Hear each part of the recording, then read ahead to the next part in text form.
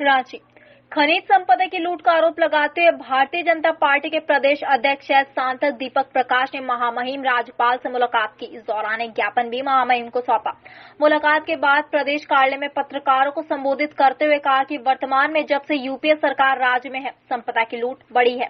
बालू, कोयला, आयरन की लूट की छूट राज्य में है। इन सबके पीछे मास्टरमाइंड कांग्रेस है। उन्होंने कहा कि राज्य में जब जब यूपीए गठबंधन की सरकार आई, खनिज संपदा की लूट हुई है। वर्तमान सरकार में शामिल झामुमो कांग्रेस ने इस लूट वाली रिवाज को जारी रखा है। उन्होंने कहा कि झारखंड खनिज संपदा से परिपूर्ण राज्य है। राज्य के साथ साथ देश के आर्थिक विकास का बड़ा माध्यम है। इसका सदुपयोग किए जाने की बजाय तस्करी हो रही है। उन्होंने राज्यपाल महोदय से मांग किया कि जेएसएमडीसी द्वारा निर्गत निविदा पर तत्काल रोक लगाई जाए। साथ ही ग्रेड निर्धारण हेतु भेजे गए खनिज नमूनों की जांच राज्य के बाहर की किसी सक्षम एजेंसी से कराने की कृपा की जाए। साथ ही जांच में दोषी पाए गए लोगों के खिलाफ कठोरतम कार्रवाई सुनिश्चित की जाए। इसलिए मैं आपके माध्यम से आज महामहिम राज्यपाल के पास जाकर के मैंने त्राहिमाम संदेश देने का काम किया।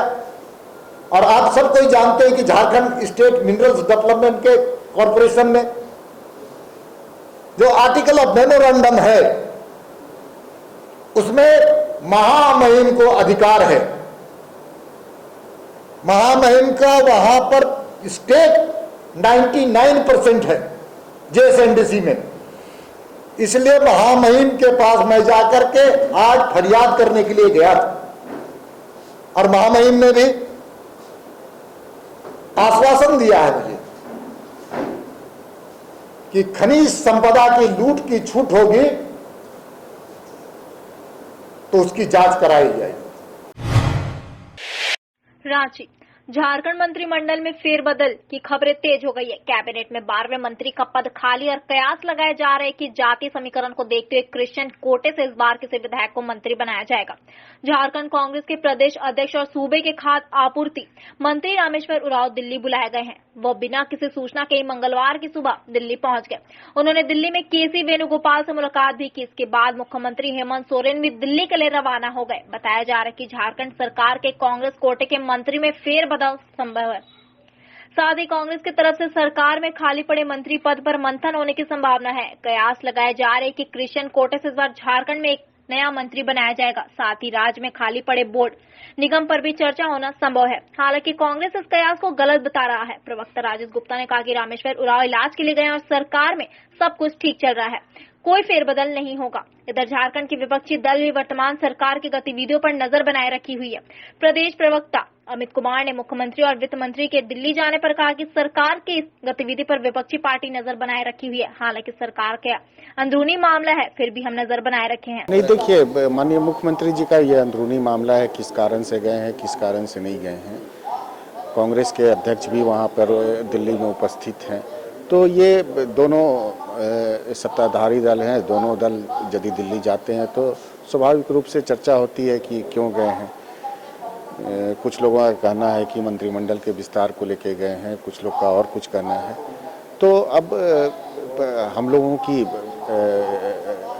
आने वाले समय में किस रूप में मुख्यमंत्री जी का ये प्रवास हुआ है, हम लोग भी उस पर नजर बनाए हुए हैं। देख रहे हैं कि आने वाले समय में क्या होता है। कोरोना महामारी को लेकर जरूरतमंदों के लिए शुरू की गई धनबाद जिला कांग्रेस कमेटी के द्वारा वॉर रूम का समापन बुधवार को किया गया। समापन की पूर्व सम्मान समारोह का आयोजन किया गया, जिसमें कांग्रेस के कार्यकर्ताओं के साथ साथ मीडिया कर्मियों को भी सम्मानित किया गया। पिछले माह 16 से शुरू हुए इस वॉर रूम के माध्यम से लोगों तक चिकित्सा व्यवस्था से जुड़ी तमाम जानकारियां उपलब्ध कराई गई। लोगों को निःशुल्क एम्बुलेंस की सुविधा प्रदान की गई। पूरे माह 30 दिन कांग्रेस पार्टी के लोग बारी बारी से वॉर रूम में बैठकर लोगों की परेशानियों का समाधान किया गया। इस समापन समारोह में कांग्रेस के वरिष्ठ नेता राजेश ठाकुर, जिलाध्यक्ष ब्रजेंद्र प्रसाद सिंह, अशोक सिंह, युवा कांग्रेस के जिलाध्यक्ष कुमार गौरव सहित तमाम पदाधिकारी कार्यकर्ता उपस्थित हुए। समापन के मौके पर धनबाद जिला कमेटी के द्वारा वॉर रूम में सक्रिय योगदान देने वाले कांग्रेस जनों को प्रशस्ति पत्र व अंग वस्त्र देकर सम्मानित किया गया। मीडिया कर्मियों को भी कांग्रेस के द्वारा सम्मान देकर उनकी हौसला अफजाई की गई। तो हम अपने कार्यकारी अध्यक्ष हैं राजेश ठाकुर जी, उनका स्वागत करते हैं अपने वॉर रूम में, जो आज इस समापन में आप बहुत सीनियर हो गए कीमती समय दिए हैं। ये बहुत ही सुखद संयोग है कि पिछले महीने 16 तारीख को आलमगीर साहब ने इस एम्बुलेंस को हरी झंडी दिखाई थी और आज इस वार रूम का समापन भी 16 तारीख को हो रहा है। लेकिन आप लोगों को मैं ये बताना चाहता हूँ सिर्फ कि वार रूम का समापन हो रहा है, एम्बुलेंस सेवा का समापन नहीं है। एम्बुलेंस सेवा पूर्ववत जैसे चल रहा था वैसे ही आगे भी ये जारी रहेगा। और आप लोग कृपया करके जो गाड़ी के ऊपर में नंबर लिखा हुआ है उस नंबर को जरूर डिस्प्ले करें अपने न्यूज़ में, ताकि सारे लोगों को जानकारी रहे कि ये सेवा निरंतर 24/7 24 घंटा रात दिन 365 दिन धनबाद की जनता के लिए सेवा में उपलब्ध रहेगा ये एम्बुलेंस फ्री सर्विस। देखिए, धनबाद जिला कांग्रेस कमेटी के अध्यक्ष आदरणीय ब्रजेंद्र बाबू और जो इस कोविड रूम के संयोजक अशोक सिंह जी, हमारे वरिष्ठ नेता आदरणीय मन्नान मलिक जी, इन सभी लोगों के मार्गदर्शन में दिशा निर्देश पर ये कोविड कंट्रोल रूम चल रहा था। निश्चित रूप से जो ये काम हुआ है मानव सेवा का, उसकी जितनी प्रशंसा की जाए कम है। हम समझते हैं कि पूरे प्रदेश में सिर्फ धनबाद ही एक ऐसा जिला था जिसने इतनी तन्मयता के साथ काम किया। कोरोना में जब लोग घरों से नहीं निकल रहे थे तब इन लोगों ने कैंप लगा करके सेवा करने का काम किया। नतीजतन आपने देखा होगा कि यहाँ के विधायक भी, उनको लगा कि नहीं ये सेवा का काम हो रहा है तो निश्चित रूप से उस कैंप के आगे मत्था टेक के आना चाहिए, और उन्होंने यहाँ आकर के निश्चित रूप से जो विधायक की जिम्मेदारी है उसका भी निर्वहन किया। हम ये कह सकते हैं आज कि बहुत बड़ी बात है। धनबाद के एक एक व्यक्ति का मैं आभार व्यक्त करता हूँ, एक एक कार्यकर्ता और नेता का आभार व्यक्त करता हूँ, जिन्होंने इस पूरे सिस्टम को चलाने में लगभग 30 लोग जो है दिन रात इस कैंप में सोते रहे, जगते रहे, लोगों की सेवा करते रहे। और हम समझते हैं कि जितनी सेवा यहाँ हुई है, निश्चित रूप से आने वाले समय में लोगों को एक विश्वास जगा है कि कांग्रेस पार्टी सिर्फ राजनीति नहीं, सेवा भी करती है। और उसमें हम ये कह सकते हैं कि अशोक सिंह जी ने जो अपनी तरफ से एम्बुलेंस देने का काम किया था, ये सराहनीय कदम है। तमाम ऐसे कांग्रेस जनों को जिनके बूते का कुछ है, उनको आगे बढ़ कर के आने वाले समय में ऐसा प्रयास करना चाहिए। हम समझते हैं तमाम जिलों में ऐसे लोग हैं जो कुछ कर सकते हैं, उनको आगे बढ़ के करना चाहिए। मंत्रिमंडल धनबाद नाला निर्माण को लेकर पूर्व पार्षद प्रतिनिधि का अनोखा आंदोलन, नाले में ही बैठे धरने पर। मामला धनबाद नगर निगम के भूली वार्ड 15 के निवर्तमान पार्षद प्रतिनिधि रंजीत कुमार उर्फ भीलू ने नाली समस्या को लेकर नाली में ही धरने पर बैठकर नगर निगम के खिलाफ विरोध जता रहे हैं। धरने पर बैठे पूर्व पार्षद प्रतिनिधि ने बताया कि भूली के शिवपुरी क्षेत्र का मामला निर्माण को लेकर पिछले 5 साल से नगर निगम से गुहार लगा रहे हैं। करीब 50,000 की आबादी इस नाले से प्रभावित है। बरसात में लोगों के घरों में पानी घुस जाता है, इससे यहाँ के लोगों को काफी समस्या होती है। नाला निर्माण को लेकर नगर निगम द्वारा सभी प्रक्रियाएं पूरी की गई थी, टेंडर भी हुआ था, लेकिन नगर आयुक्त कहते हैं कि बीसीसीएल जमीन है, बीसीसीएल है, इस नाले का निर्माण करेगा। यहाँ बसे लोग नगर निगम को हर टैक्स चुकाते हैं, तो यह सौतेला व्यवहार क्यों? अगर आज के इस आंदोलन से नगर निगम का नींद नहीं खुला तो आगे आंदोलन किया जाएगा। क्या कारण है कि आप ये अनोखा आंदोलन कर रहे हैं? देखिए, अनोखा आंदोलन नहीं, लोगों का समस्या का आंदोलन है।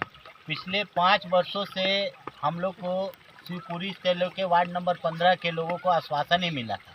कई बार लिखित आंदोलन दिए हैं हम लोगों ने, करने का आंदोलन भी हुआ कई बार। यहाँ शिवपुरी में तो लगभग 5-6 बार आके एस्टीमेट बना के गए इंजीनियर, और बनाने के बाद इंटीग्रेट रोड और ये करने का हम लोग को आश्वासन भी मिला। यहाँ तक कि फंड भी इशू हुआ, 1.5 करोड़ रुपया फंड भी इशू हुआ कि नाला पूरा बन जाएगा। यहाँ के लोगों से आप जितने भी नागरिक है पूछ सकते हैं, सारे लोग। कितने दिन पहले ये हो गया है? 2 साल हो गया। 2 साल हो गया। 2 साल पहले ही यहाँ के रोड है, सबके पास नक्शा भी होगा। कई बार खर्चा करके लोगों ने अपने पैसा से नक्शा बनवाया है और इंजीनियर को दिया है, और हम लोग को आश्वासन में भी मिला कि आपका शिवपुरी में नाला बन जाएगा, झारखंड मोड़ में नाला बन जाएगा, ई ब्लॉक डी ब्लॉक में नाला बन जाएगा। लेकिन सिर्फ ये आश्वासन नहीं रहा, बार बार योजना आता है और कैंसिल होता है। पता नहीं नगर आयुक्त को इस पे क्या मिलता है। सुनने में आया कि नगर आयुक्त का कहना है कि बीसीसीएल क्षेत्रों से हमें होल्डिंग प्राप्त नहीं होता, इसलिए हम यहाँ पे काम नहीं करेंगे। इसका एग्जाम्पल यही है कि पहले हम लोग को 25 लेबर मिलता था, उसको घटा के 15 लेबर कर दिया, अब घटा के 9 लेबर कर दिया गया है। अब आप 9 लेबर से सोच लीजिए 50,000 का आबादी को कैसे हम लोग साफ सफाई करवाएंगे, जो कि बरसात का टाइम है। उसमें कुछ नहीं होगा। दूसरा है, कई शहरों में आप देखेंगे कई वार्डों में लाइट लग गया, लेकिन जब वार्ड नंबर 15-16 का बात आता है, भूली का मेन कर बात आता है, तो नगर आयुक्त के कान पे जू नहीं रखता, सारा योजना को कैंसिल। इस बार का आप देखिए, पार्षदी खत्म है, कोई बात नहीं, लेकिन आप देखेंगे योजना सिर्फ कहाँ दिया गया है, ई ब्लॉक झारखंड मोड़ में, और आपका एक नागेश्वर साहब है प्राइवेट जो पड़ता है क्षेत्र, उसमें बीसीसीएल का जो हमारा डी ब्लॉक है, ई ब्लॉक है, बी ब्लॉक, सी ब्लॉक, ए ब्लॉक, उन शहरों में योजना ही नहीं दिया गया है, नाली का दिया ही नहीं, नाली खत्म हो गया, रोड खत्म हो गया, सारा मतलब विशेषल क्षेत्रों में कोई भी काम करने के लिए नहीं दिया गया।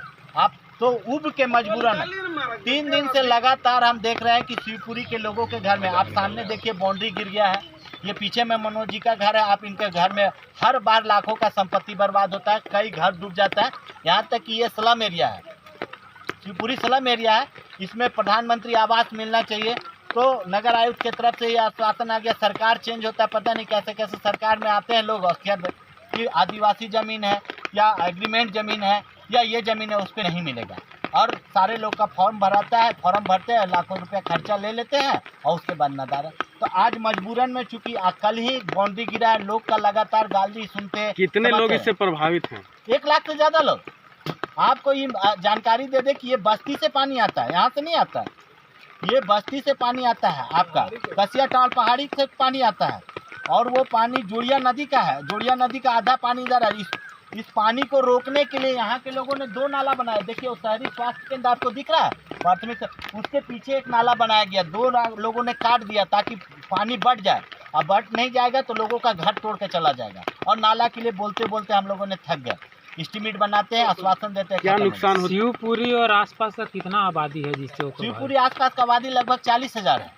ये सिर्फ शिवपुरी नहीं है, इससे शक्ति मार्केट भी चेंबर के लोगों ने भी लिख के दिया है, आप चेंबर के लोगों से पता कर लीजिए, नगर निगम को चेंबर के लोग वहाँ तो टैक्स देते हैं, फिर भी उनका काम नहीं है, उसके बाद जो जाता है आम बगान पड़ता है, वहाँ के लोगों ने भी लिख के दिया है, लेकिन कुछ असर नहीं हो रहा है, सिर्फ अफसरशाही है, इस राजतंत्र में अफसरशाही हो गया, किसी का कोई सुनना नहीं, अपना मर्जी से काम करना है। अगर इसके बाद भी कोई इस पर ठोस निर्णय नहीं लिया गया तो क्या करें? इसके बाद अगर ठोस निर्णय नहीं लिया तो ए ब्लॉक पुल में हम लोग जल समाधि लेंगे, जब तक कि हम लोग का आंदोलन नहीं था, वो भी अनिश्चितकालीन।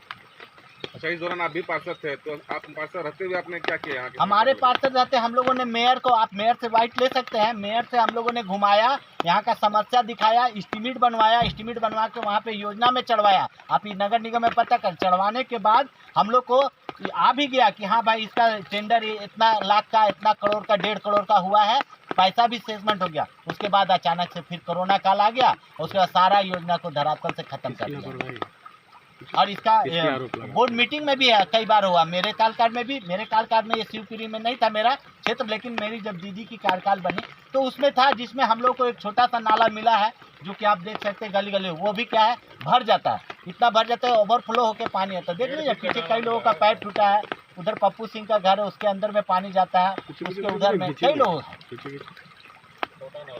किसको दोषी मानते हैं इसमें? इसके लिए किसको दोषी मान रहे हैं? हम इसको दोषी सिर्फ और सिर्फ नगर निगम को मान रहे हैं, नगर निगम को मान रहे हैं इसलिए कि नगर निगम के क्षेत्र पे यहाँ से लोग टैक्स भी देते हैं, यहाँ का लोग होल्डिंग भी देते हैं, ये सब प्राइवेट क्षेत्र है, होल्डिंग भी देते हैं यहाँ के लोग, और नगर निगम को इसलिए बोले कि बीसीसीएल क्षेत्र से, बीसीसीएल से लेने के लिए महापौर ने केस भी किया था बीसीएल पे, अकाउंट फ्रीज भी बीसीसीएल का किया था, और फिर पता नहीं क्या साठगांठ हुआ या कैसे क्या हुआ, अभी तक बीसीसीएल से वो लोग टैक्स नहीं ले सके, और उसका नुकसान आम नागरिक को भुगतना पड़ता है। परिचय दीजिए अपना। रंजीत कुमार बिल्लू, पूर्व पार्षद, वार्ड नंबर 14-15 है, और उसके बाद नदारा। तो आज मजबूरन में चूंकि कल ही बाउंड्री गिरा है, लोग का लगातार गाली सुनते हैं। कितने लोग इससे प्रभावित हैं? 1 लाख से ज़्यादा लोग। आपको ये जानकारी दे दे कि ये बस्ती से पानी आता है, यहाँ से नहीं आता है, ये बस्ती से पानी आता है, आपका कसिया टाल पहाड़ी से पानी आता है, और वो पानी जोड़िया नदी का है, जोड़िया नदी का आधा पानी इधर है। इस पानी को रोकने के लिए यहाँ के लोगों ने 2 नाला बनाया, देखिए उस शहरी स्वास्थ्य केंद्र आपको दिख रहा है प्राथमिक, उसके पीछे एक नाला बनाया गया, 2 लोगों ने काट दिया ताकि पानी बढ़ जाए, अब बढ़ नहीं जाएगा तो लोगों का घर तोड़ के चला जाएगा, और नाला के लिए बोलते बोलते हम लोगों ने थक गए, एस्टीमेट बनाते हैं, आश्वासन देते हैं। क्या नुकसान हो? शिवपुरी और आसपास का कितना आबादी है जिससे? शिवपुरी आसपास का आबादी लगभग 40,000 है। ये सिर्फ शिवपुरी नहीं है, इससे शक्ति मार्केट भी चेंबर के लोगों ने भी लिख के दिया है। आप चेंबर के लोगों से पता कर लीजिए, नगर निगम को चेंबर के लोग वहाँ तो टैक्स देते हैं, फिर भी उनका काम नहीं है। उसके बाद जो जाता है आम बागान पड़ता है, वहाँ के लोगों ने भी लिख के दिया है, लेकिन कुछ असर नहीं हो रहा है। सिर्फ अफसरशाही है, इस राजतंत्र में अफसरशाही हो गया, किसी का कोई सुनना नहीं, अपना मर्जी से काम करना। अगर इसके बाद भी कोई इस पर ठोस निर्णय नहीं लिया गया तो क्या करें? इसके बाद अगर ठोस निर्णय नहीं लिया तो ए ब्लॉक पुल में हम लोग जल समाधि लेंगे, जब तक कि हम लोग का आंदोलन नहीं था, वो भी अनिश्चितकालीन। अच्छा, इस दौरान आप भी पार्षद थे, तो आप पार्षद रहते हुए आपने क्या किया यहाँ के? हमारे पार्षद रहते हम लोगों ने मेयर को, आप मेयर से बाइट ले सकते हैं, मेयर से हम लोगों ने घुमाया, यहाँ का समस्या दिखाया, एस्टीमेट बनवाया, एस्टीमेट बनवा के वहाँ पे योजना में चढ़वाया। आप नगर निगम में पता कर, चढ़वाने के बाद हम लोग को आ भी गया कि हाँ भाई इसका टेंडर इतना लाख का, इतना करोड़ का, 1.5 करोड़ का हुआ है, पैसा भी सेटलमेंट हो गया। उसके बाद अचानक से फिर कोरोना काल आ गया, उसके बाद सारा योजना को धरातल से खत्म कर दिया। और इसका बोर्ड मीटिंग में भी है, कई बार हुआ, मेरे कार्यकाल में भी। मेरे कार्यकाल में ये शिवपुरी में नहीं था मेरा क्षेत्र, लेकिन मेरी जब दीदी की कार्यकाल बनी तो उसमें था, जिसमें हम लोग को एक छोटा सा नाला मिला है, जो कि आप देख सकते हैं गली गली, वो भी क्या है, भर जाता है, इतना भर जाता है, ओवरफ्लो होकर पानी आता है। देख लीजिए पीछे कई लोगों का पैर टूटा है, उधर पप्पू सिंह का घर है, उसके अंदर में पानी जाता है, उसके उधर में कई लोग हैं। किसको दोषी मानते हैं? इसमें इसके लिए किसको दोषी मान रहे हैं? हम इसको दोषी सिर्फ और सिर्फ नगर निगम को मान रहे हैं। नगर निगम को मान रहे इसलिए कि नगर निगम के क्षेत्र पे यहाँ से लोग टैक्स भी देते हैं, यहाँ का लोग होल्डिंग भी देते हैं, ये सब प्राइवेट क्षेत्र है, होल्डिंग भी देते हैं यहाँ के लोग। और नगर निगम को इसलिए बोले कि बीसीसीएल क्षेत्र से, बीसीसीएल से लेने के लिए महापौर ने केस भी किया था बीसीएल पे, अकाउंट फ्रीज भी बीसीसीएल का किया था, और फिर पता नहीं क्या साठगांठ हुआ या कैसे क्या हुआ, अभी तक बीसीसीएल से वो लोग टैक्स नहीं ले सके, और उसका नुकसान आम नागरिक को भुगतना पड़ता है। परिचय दीजिए अपना। रंजीत कुमार बिल्लू, पूर्व पार्षद, वार्ड नंबर 14-15।